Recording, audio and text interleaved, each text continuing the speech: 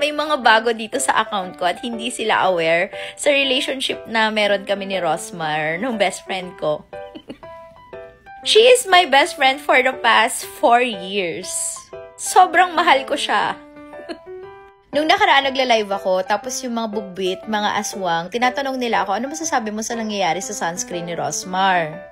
Every time yan, kada may FDA warning si Rosmar, merong issue kay Rosmar, persona non grata si Rosmar, kumandidato si Rosmar, palagi ko siyang sinusuportahan at palagi ako may content sa kanya.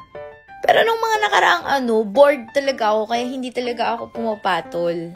Kahit yung mga nagtatanong, ano masasabi mo dun sa Hikari sunscreen, ano masasabi mo dun sa Chemist, ano masasabi mo sa ganito, wala talaga akong comment. Pero nung patapos na ako mag-live, pinanood ko yung video kasi magre-release din ako ng sunscreen ko. Gusto ko malaman anong kino-comment ng mga tao and nalungkot talaga ako kasi parang may mga nagko-comment na talagang di na kami magtitiwala, sa Watson na lang kami bibili. Medyo na-triggered ako for someone na pinospone yung 4 na taon na supposed to be released ng sunscreen ko. Because kung meron man akong product na pinaghahandaan talaga, more than the supplement sunscreen po. Dinanood ako ng content. Oh, perfect ang linya ng best friend ko. Nobody's perfect daw. Maaring scientist daw siya kasi medtech daw siya. Na sorry sa mga licensed medtech.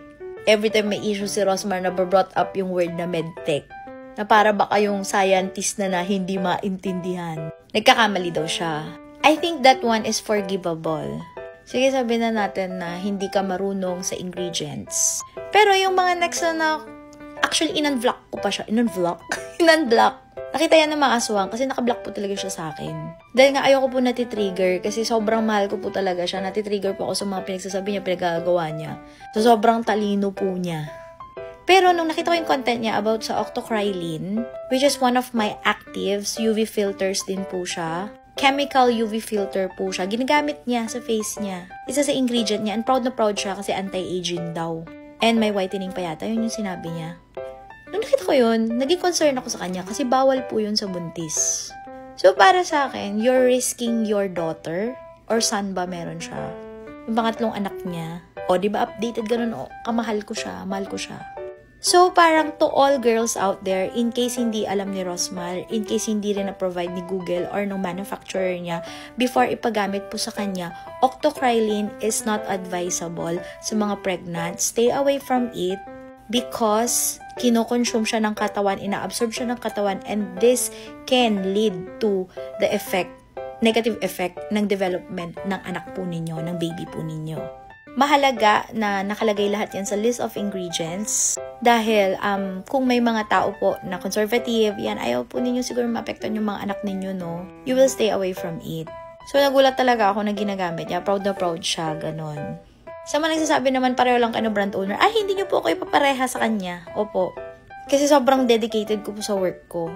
Syempre, yung mga nakabili na nabuntis, mababawi mo pa ba yun? Hindi na. You can check and verify her post. And you can check the product itself that the tinted sunscreen really does contain octocrylene. Now fight me. Tell me.